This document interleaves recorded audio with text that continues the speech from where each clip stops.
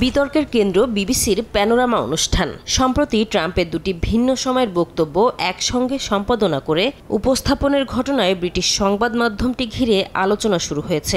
যদিও এ ধরনের কর্মকাণ্ডের জন্য ক্ষমা চেয়েছে বিবিসি। চিঠিতে 2021 সালের 6 জানুয়ারির ভাষণ জুড়ে দেয়া ওই বক্তব্যে ট্রাম্প সরাসরি সহিংসতার আহ্বান জানানোর মতো ভুল ধারণা জনমনে তৈরি হতে পারে বলেও স্বীকার করেছে সংবাদ মাধ্যমটি। সেটা অনিচ্ছাকৃত উল্লেখ করে কোনোভাবে মানহানির উদ্দেশ্যে এটা করা হয়নি বলে জানিয়েছে কর্তৃপক্ষ।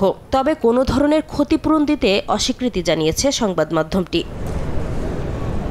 এর আগে তথ্যচিত্র প্রচারের ঘটনায় বিবিসিকে $100 কোটি ক্ষতিপূরণ মামলার হুমকি দিয়েছিলেন ট্রাম্পের আইনজীবীরা। গত সোমবার বিবিসিকে এ সংক্রান্ত একটি চিঠিও দেয়া হয়, যেখানে শুক্রবার পর্যন্ত বিবিসিকে সময় বেঁধে দেওয়ার কথা জানানো হয়। এ সময়ের মধ্যে সংবাদ মাধ্যমটিকে ট্রাম্পের বক্তব্য থাকা তথ্যচিত্রটি প্রত্যাহার করার পাশাপাশি ক্ষমা চাইতে এবং যথাযথভাবে ক্ষতিপূরণ দিতে বলা হয়। তবে তার আগে ক্ষমা চেয়েছে বিবিসি। এমনকি ট্রাম্পের অভিযোগের পর একই দিনে পদত্যাগ করেন সংবাদ মাধ্যমটির পরিচালক টিম ডেভি ও বার্তা প্রধান ডেবোরা টার্নেস।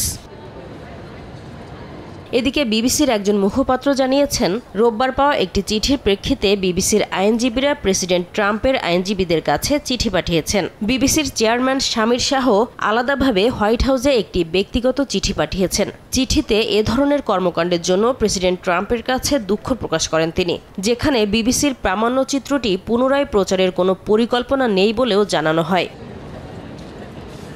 এদিকে 2022 সালে প্রচারিত বিবিসি নিউজ নাইটের একটি ফুটেজেও ট্রাম্পের বক্তব্যের অংশ জোড়া লাগানো হয়েছে বলে অভিযোগ উঠেছে। ঘটনাটি গুরুত্বের সঙ্গে খতিয়ে দেখার কথা জানিয়েছে বিবিসি কর্তৃপক্ষ। তবে এটাই প্রথম নয়।